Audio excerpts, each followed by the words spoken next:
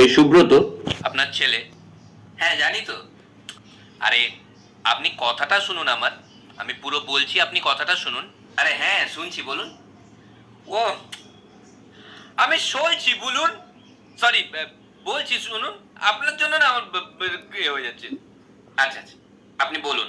একটু একটু ধৈর্য ধরে, একটু ধৈর্য ধরে আপনি শুনুন।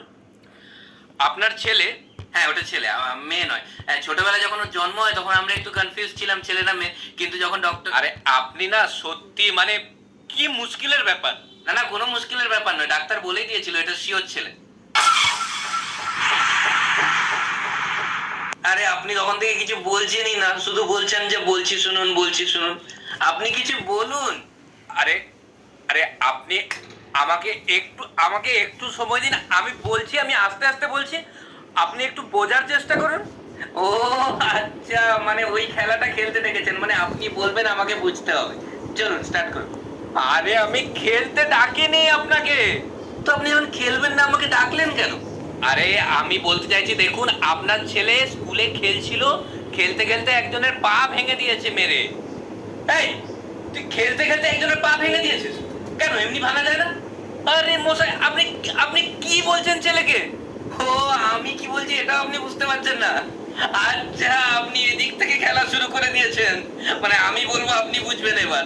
না, আগে আপনি বলুন আমি বুঝি, ওই খেলাটা আগে খেলি। চিটিং চিটিং চিটিং করছেন। আরে আরে আপনার ছেলে যার পা ভেঙেছিল তার বাবা মা আমাদের কাছে এসে কমপ্লেন করছে, বারবার বারবার আমাদের কাছে আসছে।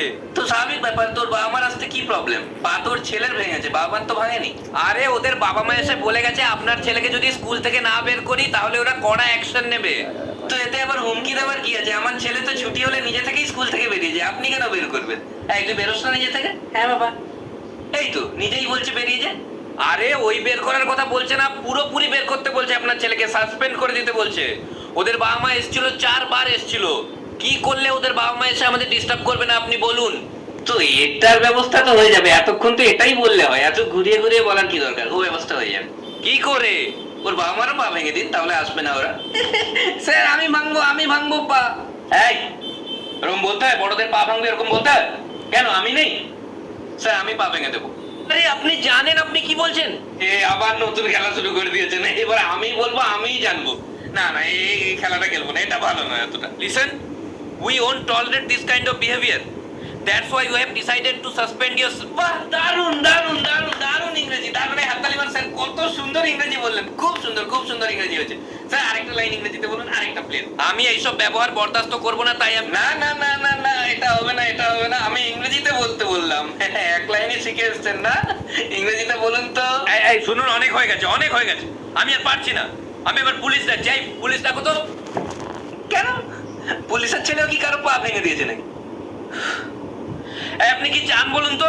জান বলতে আমি কফি ছাড়া থাকতে পারি না, তো এক কাপ যদি কফি হয়ে যেত। মানে আপনি আপনি বুঝতে পেরেছেন আমি যে এত সময় আপনাকে বোঝালাম আপনার ছেলে কি করেছে? না তো, আপনি যত সময় বোঝালেন আমার ছেলে কিছু করেইনি। আপনি যান, আপনি যান। আরে এখন বলছি আপনি যান, ঠিক আছে ঠিক আছে ঠিক আছে।